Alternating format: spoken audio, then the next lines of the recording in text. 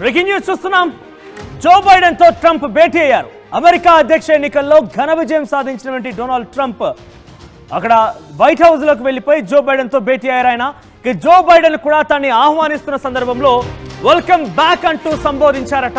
అంటే గతంలో కూడా ట్రంప్ అధ్యక్షుడిగా కూడా ఉన్నాడు. అయితే తిరిగి వైట్ హౌస్ లో మరోసారి అధ్యక్షుడిగా అయిన తర్వాత అడుగు పెట్టారు ట్రంప్. ఈ నేపథ్యంలోనే వెల్కమ్ బ్యాక్ అంటూ బైడెన్ ట్రంప్ ని ఆహ్వానించినట్టు తెలుస్తోంది. సో ట్రంప్ ని ఆహ్వానించే నేపథ్యంలో ఈ పదాన్ని వాడడం చూసిన తర్వాత డెఫినెట్ గా ట్రంప్ అది సాధించారు, విజయ పతాకం ఎగిరేసిన తర్వాతనే వైట్ హౌస్ లో అడుగు పెట్టారు. ఎవరైతే అసమర్థుడు అని చెప్పి బైడెన్ మాట్లాడారో, బైడెన్ గురించి ఎవరైతే అసమర్థుడు అనే విషయం పైన ట్రంప్ మాట్లాడారో, ఒకరిపై ఒకరు పరస్పరంగా మీరు అసమర్థుడంటే మీరు అసమర్థుడు అనే రకంగా మాట్లాడిన మాటలకి ఈరోజు అధ్యక్ష ఎన్నికలు అయిపోయిన తర్వాత కామన్గా ఎవరు కూడా రాజకీయాల్లో ఎలక్షన్ అనేది కేవలం కొన్ని రోజులు మాత్రం ఆ తర్వాత కలిసి వెళ్లాల్సిన అవసరం అయితే ఉంటుంది. ఈ నేపథ్యంలోనే వైట్ హౌస్లోకి ట్రంప్ వెళ్ళారు. అయితే అధ్యక్ష పదవి బాధ్యతల ఇచ్చేటువంటి సందర్భంలో, అధ్యక్ష పదవి బాధ్యతలు మార్పు జరిగే సందర్భంలో, ట్రాన్స్ఫర్ అయ్యే సిచ్యువేషన్లో ఎటువంటి ఏర్పాట్లు చేయాలి, ఏ రకంగా ఉండాలి, ఎటువంటి సామరస్యంగా ఈ ప్రక్రియ జరగాలనే విషయం పైన ట్రంప్ బైడెన్తో మాట్లాడినట్టుగా తెలుస్తోంది. ఈ విషయం పైన ప్రధానంగా వారిద్దరి మధ్య చర్చ కూడా వచ్చింది. అయితే 2016లో ట్రంప్ మొదటిసారిగా అధ్యక్షుడిగా ఎన్నికయ్యారు. సో ట్రంప్ విషయానికి వస్తే Trump is fully professional business man. అయినా సో ఒక ప్రొఫెషనల్ బిజినెస్ మ్యాన్ అధ్యక్షుడిగా మొదటిసారిగా 2016లో ఎన్నికయ్యారు. ఆ రోజు ఆయన ఎన్నికైన సందర్భంలో కూడా 304 స్థానాల్లో ఆయన విజయం సాధించారు.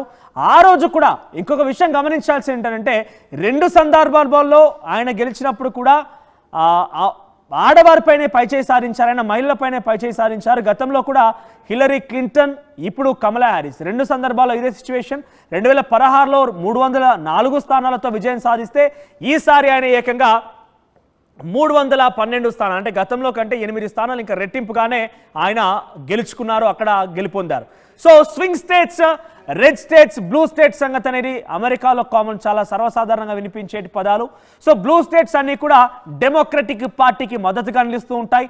రెడ్ స్టేట్స్ అన్నీ కూడా బేసిక్గా రిపబ్లికన్ పార్టీకి సంబంధించి డొనాల్డ్ ట్రంప్కు మద్దతుగా నిలుస్తూ ఉంటాయి. అయితే ఇక్కడ స్వింగ్ స్టేట్స్ అనేదే చాలా కీలకం. స్వింగ్ స్టేట్స్ అని అంటే ఎవరికి సంపూర్ణమైన మద్దతు ఇవ్వనటువంటి రాష్ట్రాలే. సో ఆ స్టేట్స్లో ఈసారి ట్రంప్ విజయకేతనం ఎగరవేశాడు కాబట్టి ట్రంప్కు విజయ తీరాలనేది చాలా సులభతరమయ్యాయి. ఈ నేపథ్యంలోనే ట్రంప్ గెలుపొందారు. అయితే బాధ్యతల మార్పు విషయంలో, బాధ్యతలు మార్చేటువంటి ఆ సందర్భంలో కొంత ఏ రకమైన కార్యాచరణ రూపొందించాలనే విషయం పైన ఈరోజు ప్రధానంగా చర్చ జరిగింది ఇద్దరి మధ్య కూడా. సో మొదటి వచ్చి రాగానే ట్రంప్ వస్తున్న నేపథ్యంలో వెల్కమ్ బ్యాక్ అంటూ కూడా జో బైడెన్ సంబోధించడం, ఆ తర్వాత ఇద్దరు పక్కపక్కనే కూర్చొని గత ప్రభుత్వంలో ఎటువంటి కార్యక్రమాలు జరిగాయి, వాటిని ఏ రకంగా ఇంకా ముందుకు తీసుకెళ్ళి, ఎందుకంటే ఇక్కడ బాధ్యతల మార్పు అనేది కేవలం ఆ పదవుల కుర్చీ మార్పులు అనేది కాదు, ఏకంగా ప్రజల్ని పరిపాలించే విషయంలో కూడా మార్పులు ఉంటూ ఉంటాయి. ఏ రకంగా ముందుకు తీసుకెళ్ళాం, ఏమైనా పెండింగ్స్లో ఉన్నాయా, ఇంకేదైనా ఆ రకమైన అంశాలు కూడా బేసిక్గా చర్చకు వచ్చే ఉంటాయి బహుశా. ఎందుకంటే చాలా ఫ్రెండ్లీగా వాళ్ళు అక్కడ మాట్లాడడం మనం చూస్తున్నాం. సో జో బైడెన్ పదవీకాలం ముగిసింది. జో బైడెన్ కూడా ముఖ్యంగా డెమోక్రటిక్ పార్టీలు ఉన్నటువంటి వ్యక్తులు కూడా ఆయన వెంటనే ఆ పదవికి రాజీనామా చేసి ఆ పదవి నుంచి పక్కకు వచ్చి కమలా హ్యారిస్ని తక్కువ సమయమైనా కూడా జనవరిలో బహుశా ట్రంప్ ప్రమాణ స్వీకారం ఉండబోతుంది. ఆలోగా కమలా హ్యారిస్కి కనీసం ప్రెసిడెంట్కి అవకాశం కల్పించినట్టు కూడా డెమోక్రటిక్ పార్టీలో కూడా ఒత్తిళ్లు వస్తున్నాయి. సో ప్రెసిడెంట్ జో బైడెన్కి సంబంధించి ఆయన ఇక రాజకీయ శాఖ ముగిస్తుందని చెప్పాలి. రాజకీయంగా ఇక ఆయన రానున్న రోజులు ఇక ముందుకు వెళ్ళే అవకాశం అయితే లేకపోవచ్చు. ఎందుకంటే డెమోక్రటిక్ పార్టీకి సజెషన్స్కి ఇవ్వడం, సలహా ఇవ్వడం ఒక ఎత్తే, కానీ ఇక ప్రత్యక్షంగా ఎన్నికల్లోకి వచ్చే అవకాశం అయితే లేదు.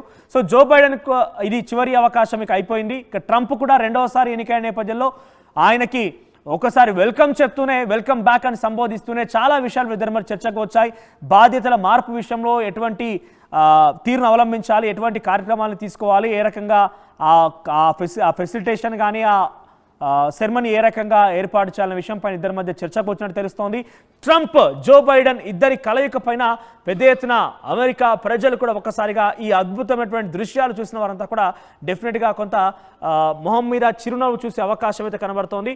సో ప్రధానంగా వీరిద్దరు కలయిక అనేది అటు అమెరికా గతంలో రిపబ్లికన్ పార్టీకి సంబంధించి అధ్యక్షుడిగా కొనసాగుతున్న నేపథ్యంలో ట్రంప్ కూడా సంచలనమైన నిర్ణయాలు తీసుకున్నారు. చాలా సంచలనాలకు కేర్ ఆఫ్ అడ్రస్గా మారారు. సో ఇప్పుడు బైడెన్ కూడా ఆయన అధికారంలోకి వచ్చిన తర్వాత కూడా ఇటువంటి కొన్ని సంచలనమైన నిర్ణయాలు తీసుకున్నారు. బేసిక్గా వలసలను మాత్రం కొంత జో బైడెన్ కంట్రోల్ చేయలేకపోయారు. సో ప్రధానంగా ట్రంప్కి అన్ని రకాల కలిసి వచ్చిన ప్రధానమైన అంశం ఏంటంటే ఈ వలసలకు సంబంధించి అడ్డుకుంటానని చెప్పడమే.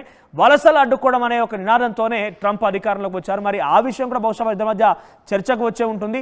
సో మొత్తం మీద మాజీ తాజా ఇద్దరు అధ్యక్షులు ఒకే ఫ్రేమ్లో ఒకే వేదిక పైన కూర్చోవడము, వారు మాట్లాడడం అనేది కొంత చాలా ఎగ్జైటింగ్గా, చాలా స్పెషల్ అట్రాక్షన్గా నిలిచింది అమెరికాలో. చూద్దాం మరి రేపటి రోజున ట్రంప్ అధ్యక్ష పదవి బాధ్యతలు చేపట్టే రోజున ఎటువంటి కార్యక్రమాలు ఉండబోతున్నాయి, ట్రంప్ రానున్న రోజు ఎటువంటి అనూహ్యమైన నిర్ణయాలు తీసుకోబోతున్నారు అనేది.